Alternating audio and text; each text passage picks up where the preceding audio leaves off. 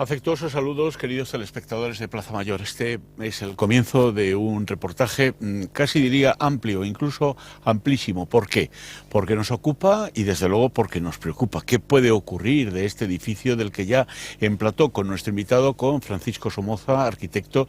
Hemos estado charlando precisamente allí largo y tendido, pero solo en exteriores. Hoy vamos a entrar en lo que es el edificio. Vemos qué es lo que se ha encontrado, qué es lo que se ha rescatado, qué es la ocupación que va a tener a futuro en este siglo XXI. Y también comentaremos, ya que estamos aquí a pie de foso, de histórico foso del Castillo de Zamora, qué es lo que puede ocurrir con algunas partes también en el exterior. Muchas gracias por estar con nosotros y con todos los televidentes de Zamora, Paco. Gracias a vosotros. Muy bien, bueno, lo primero que nos podemos encontrar es alguna seña de identidad de este castillo, que es absolutamente medieval, ¿no? Sí, bueno, en este edificio, como en todos los edificios que tienen vida larga, ¿no? Y este edificio nace en el siglo XI sobre estructuras anteriores, como hemos comprobado en las excavaciones que se van realizando en la liza, que luego veremos. Se aprecia en sus aspectos exteriores los restos, los gestos, las consecuencias de esa sucesiva construcción, destrucción, restauración, reedificación, adaptación a las distintas formas de defensa principalmente a lo largo del tiempo, con lo cual bueno es invitar también a que los ciudadanos, a que los visitantes lean en estas paredes más que simplemente un conjunto de piedras colocadas unas encima de otras, ¿no? Viendo atentamente estos paramentos que ahora vamos a ver parte importantísima de la historia de la ciudad de Zamora, parte de sus construcciones, de sus hazañas y también de sus destrucciones. Una ciudad, Paco, que en el siglo XI prácticamente se circunscribía a este entorno, nada más. Es decir, los zamoranos vivían prácticamente todos aquí dentro. Bueno, no todos aquí dentro, en el entorno, en estos espacios intermedios también entre los edificios del conjunto catedralicio, que se construye un poquito más tarde, pero también sobre una catedral, como todo el mundo sabe, anterior, ¿no? Pues seguramente en todo este entorno había un asentamiento en el que la defensa era una de los principios esenciales de la vida. Había que protegerse de los ataques de los demás y en consecuencia aquí se agrupaba gran parte de la población con ese motivo principal. Efectivamente, porque los ataques venían de toda aquella zona. Vamos a indicarlo un poco gráficamente, desde la parte de Olivares hasta el puente de Piedra aproximadamente. Esa era la zona de ataque. Sí, los ataques básicamente venían por donde podían venir. Efectivamente, en la época de los conflictos con los árabes, en la época de la invasión, pues venían del sur. En la época de los conflictos con los portugueses, pues venían del oeste. En fin, en definitiva, el castillo se fortalece, la ciudad se fortalece a través, digamos, de estos elementos defensivos fundamentales, como son el castillo y la muralla, con el propósito de estar seguros frente a cualquier ataque, en cada época del ataque que en aquella época existía. Porque el zamorano en aquella época no era bélico, es decir, no luchaba contra nadie, simplemente se defendía posiblemente del ataque del moro. Hombre, nosotros hemos estado casi siempre aquí quietos, ¿no? O sea, nosotros teníamos siempre hemos estado aquí en el borde de la meseta a la expectativa, mirando este maravilloso territorio sobre el que la ciudad se asienta, intentando subsistir. Pero bueno, esto pasaba entonces y llevamos 9 siglos después de aquella época también intentando subsistir, a ver si vamos mejorando entre todos un poco, ¿no? Y lo que ha subsistido efectivamente es esa armonía de piedras colocadas una encima de otra, es decir, echen ustedes años y lo que ha caído en esta ciudad desde el siglo XI aproximadamente. Sin embargo, con algunas actuaciones totalmente erróneas y equivocadas, ocurre lo que vamos a ver a continuación, que son esos derrumbes que se están produciendo al otro lado del foso, cuya actuación me imagino que va a ser inmediata para intentar resolverlo. ¿Por qué se producen en una estructura con unos basamentos tan firmes esa serie de derrumbes, de caídas, de aludes de piedras y de tierra? Bueno, yo creo que es por un problema principalmente que lo podríamos definir como la pérdida de la memoria y de la razón de ser de las cosas. Es decir, cuando nosotros tenemos unos elementos estructurales y defensivos que se relacionan con el territorio de una determinada manera, pues esa armonía entre el territorio y los elementos defensivos tiene que mantenerse. Esa armonía entre el agua que cae y cómo se evacúa ese agua a unos lugares o a otros se tiene que mantener. Cuando eso se altera de una manera tan importante como se alteró cuando se construyó este parque en el siglo XX, a mediados del siglo XX, en el que se hicieron unos rellenos impresionantes de vegetal, todo este ámbito se convirtió en una especie como de gran maceta, para explicarlo de algún modo. Y el drenaje afectó. Y el drenaje afectó. Todos esos empujes de agua han generado estos derrumbes, ¿no?, en el foso y en algunos otros sitios, y en parte de la muralla. Ese es un tema que, desde luego, el Ayuntamiento y la Comisión de Patrimonio llevan años interesados en resolver, y yo creo que es una asignatura pendiente que la tenemos que aprobar. Antes de entrar al interior, me gustaría que nos diera una primera pincelada de lo que va a dedicarse a futuro muy inmediato ya, este castillo medieval de Zamora. Este castillo va a albergar, va a, no sé, ser el cobijo de un gran escultor zamorano de Cerecinos de Campos, con una trayectoria a nivel mundial ciertamente de relumbrón, como es Baltasar Lobo. Aquí vamos a tener la figura permanente de Lobo plasmada, perpetuada en sus obras. Sí, yo quiero señalar que, en definitiva, todas estas obras que vamos a contar son obras complementarias con respecto al objetivo principal. Sí. El objetivo principal es doble. El objetivo principal, por una parte, es recuperar un monumento esencial en la historia arquitectónica y de la ciudad de Zamora, ¿no? Un elemento lleno de señales que nos van a contar muchísimo de lo que somos y muchísimo de lo que hemos sido, que, en definitiva, es el origen de lo que somos, ¿no? En principio, como digo, ese es el primer objetivo, ¿no? Recuperar. El primer objetivo es recuperar las estructuras defensivas, estas estructuras arquitectónicas maravillosas. Y el objetivo esencial, el fundamental, es albergar en este lugar, en el interior, el Museo Baltasar Lobo, que yo siempre prefiero que se llame Centro Nacional de Escultura Baltasar Lobo, para que de esta manera el centro se convierta en un centro vivo, en un museo vivo, en torno a la figura de Baltasar Lobo, sea un centro con gran capacidad de atracción, con gran capacidad, en cierto modo, también de revitalización de todo este sector en el que estamos, que logre generar o equilibrar las tensiones que la ciudad nueva está llevándose hacia el este, ¿no? ¿Qué mecenazgo se encuentra detrás de esta realización? Grosso modo, líneas generales. Sí, bueno, en la Fundación Baltasar Lobo está incorporada de forma muy importante Caja España. El propio Ayuntamiento de Zamora y la familia del escultor son otras de las piezas fundamentales que de alguna manera constituyen esta especie de trípode sobre el cual se asienta este proyecto importante, ¿no? Perfecto, pues vamos a entrar al interior, y además, casualmente, Paco Somoza, como arquitecto y como responsable de toda esta remodelación o rehabilitación que va a surgir, tiene las llaves del castillo, y nosotros vamos a entrar simplemente para mostrarles a ustedes todo lo que hay en el interior. Dentro, no sé si por suerte, por desgracia, no nos espera ninguna Jimena, ¿verdad? Yo creo que no. Pero bueno, las sorpresas siempre son posibles. Pues vamos a ver si hay sorpresa.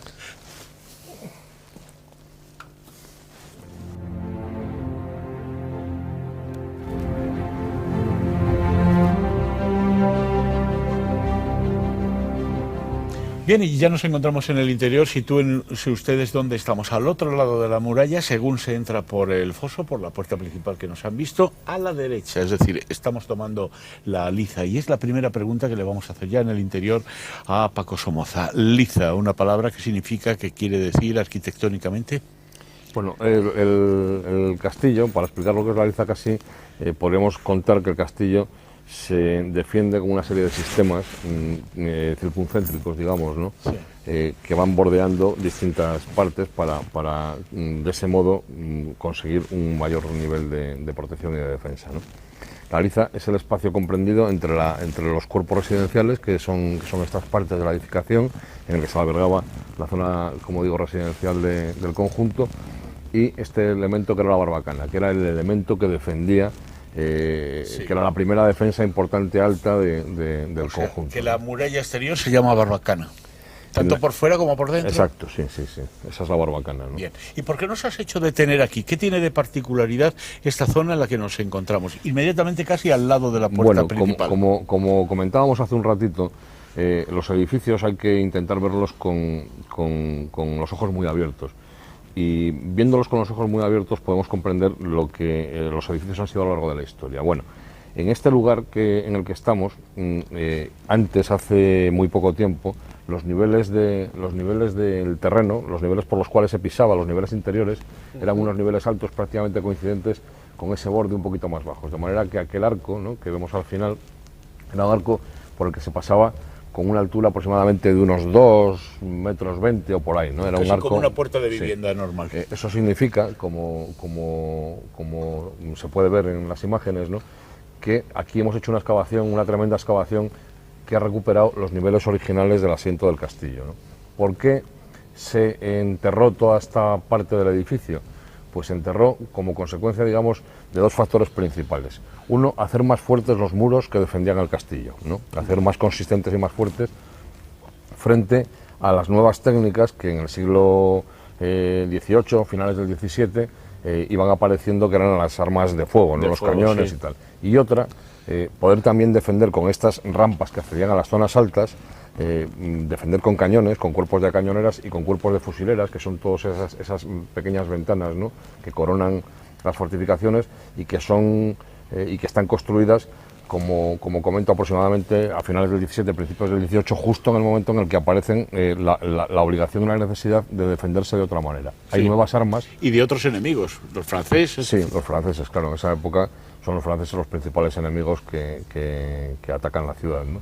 En consecuencia, todos estos elementos, instrumentos de defensa, ¿no?, todos estos momentos en los que la arquitectura va adaptándose a las nuevas precisiones, que en aquel momento en una fortaleza eran, como venimos diciendo durante todo el rato, defenderse y defenderse, ¿no?, proteger la vida de los que aquí estaban, se iba transformando también los niveles.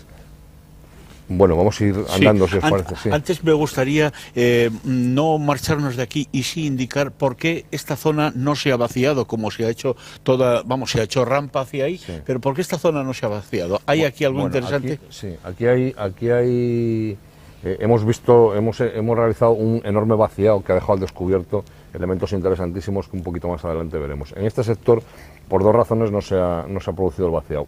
Una, porque en el subsuelo de esta área y del área, digamos, equivalente en la otra parte de la liza con respecto a la entrada, tenemos necrópolis superpuestas, posiblemente 2 o 3, eso lo dirán con exactitud las excavaciones, y entonces esto hay que hacerlo de una manera muchísimo más detenida y pausada y con todos los procedimientos arqueológicos que determinen en su momento pues las personas que tienen esta responsabilidad, los arqueólogos que trabajan en la obra, que es la empresa Strato, siempre supervisados por Hortensia Larraín, que es la responsable de arqueología de cultura de la ciudad de Zamora, ¿no? Por tanto, en estas zonas se procederá ahora, en las fases inmediatas, se procederá a la excavación, digamos, de estas necrópolis, de estos cementerios, en los cuales se enterraban los que morían dentro de las fortalezas en las épocas de asedio, ¿no? Básicamente eso era lo que sucedía, sí, que no salían ni a enterrarse. ¿Morían de muerte natural o morían, en fin? Generalmente sí, la naturaleza en aquella época sí, la dejaba un poco margen, ¿no? No, y no solo eso, sino que además seguramente morirían en edades muy jóvenes, de 20 y tantos, 30 y tantos años, sí, porque la esperanza de vida, más luego súmale todo a eso, las pestes, etcétera, etcétera. Sí, hombre, eso ayudaba, pero en las épocas, digamos, de asedio y en las épocas de guerra, pues depende a quién le dieran. Claro. Sí. Si y además un rasponazo de flecha con su correspondiente infección te podía llevar para adelante, bueno, ¿no? En eso la Edad Media pues no teníamos lo que tenemos ahora, no teníamos todas las ventajas, ¿no? Efectivamente, Paco nos quiere ya llevar para otro sitio, pero yo creo que por el minutaje que llevemos casi podríamos completar aquí esta primera parte de una visita al castillo, aunque no sin antes todavía recordar alguna serie de datos más que yo querría culminar aquí. Primero, me ha llamado la atención un poco, como diría yo, lo parco, lo espartano que es un castillo en cuanto a ornamento. Sin embargo, veo que hay una especie de cordón por toda aquella zona que le da, pues a lo mejor como otro lustre, ¿no? Como no sé, sí, otra idea. Hombre, hay pequeños ejercicios arquitectónicos, digamos, de ornamentación, pequeños y someros. En general, como tú dices, el predominio, digamos, de todas las decisiones arquitectónicas y compositivas siempre tiene referencia con la esencia de la razón por la cual eso se hace. Si se trata de defender, hay que hacer un muro fuerte para defendernos. En definitiva, esa era la principal razón de ser de muchas de estas estructuras arquitectónicas. Si se trata de hacer unos elementos que, disparando desde ellos, no sea fácil que te disparen desde el exterior, pues hay que hacer unos elementos abocinados, que son las fusileras, en los que verdaderamente la línea de tiro permita a la vez que tú te defiendas y que estés protegido mientras te atacan. Quiero decir que, por razones muy esenciales, la arquitectura va adquiriendo las formas que vamos apreciando. Sí, sí. Esto pasa en términos generales en toda la arquitectura de este castillo. O sea, las torres que vemos aquí están intentando flanquear las defensas y los posibles ocultamientos, digamos, de un ataque en un momento en el que se produjera a lo mejor una intrusión en el interior. Sí, sí, una invasión a esta parte, ¿no? Me gustaría saber si todo aquel ladrillamen que se ve en el arco y en esa otra parte de las fusileras, o también algunos las llaman troneras, no sé si fusileras, son fusileras. Sí. ¿Ese ladrillo es de origen o ha sido posterior? Bueno, aquí estamos viendo siempre muchos elementos que nos permiten reconocer distintos estadios en el proceso de construcción y de destrucción. En el tiempo. Eso, desde luego, es posterior esto pertenecerá posiblemente al siglo XVIII, incluso puede ser que a finales del XVIII ya, todos esos elementos, y se construyen justo en la época en la que se hacen las fusileras, como decíamos hace un rato, ¿no? Pero ahí aparecen una serie de mechinales, ¿no?, que indican que sobre esa pared, ¿no?, en esa pared que estamos viendo, sí, hubo en un momento determinado un apoyo de una viga, de una viguería, ¿no? Vamos a preguntarle qué son mechinales, que es una palabra que yo no había oído nunca, Paco. Bueno, pues un mechinal es un hueco en la piedra en el que encaja la viga para poder apoyarla, ¿no? Eso es básicamente lo que es un mechinal, dicho de manera sencilla, ¿no? Entonces, esos mechinales, esa línea de mechinales, esos huecos en la piedra para que encajen las vigas, nos están explicando que en otros tiempos hubo vigas, es decir, que sobre esa pared se construyeron en alguna época cobertizos para que... Para algún entoldado, para animales, caballerías... Por ejemplo, ¿no?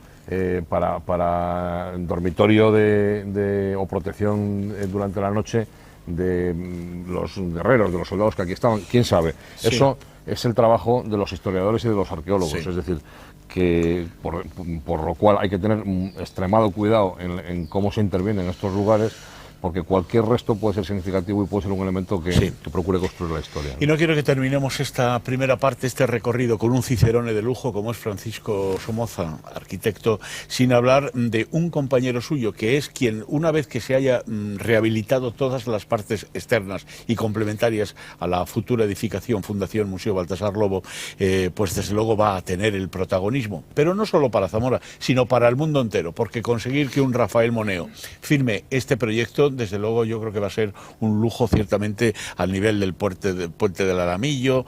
Estoy hablando ahora de otros arquitectos, el Museo de las Ciencias y de las Artes, o el propio proyecto de Moneo en Mérida con ese Museo de Arte Romano. ¿Va a ocurrir algo así, Paco? Sí, bueno, todos estos trabajos que estamos explicando, en definitiva, son trabajos complementarios del objetivo esencial. El objetivo esencial, como decíamos antes, era, por una parte, recuperar el castillo y, por otra parte, construir en él el Centro Nacional de Escultura Baltasar Lobo. Esa encomienda se la ha confiado el Ayuntamiento de la ciudad a Rafael Moneo, arquitecto indiscutible desde mi punto de vista, pues por su calidad y por lo demostrado a lo largo del tiempo, ¿no?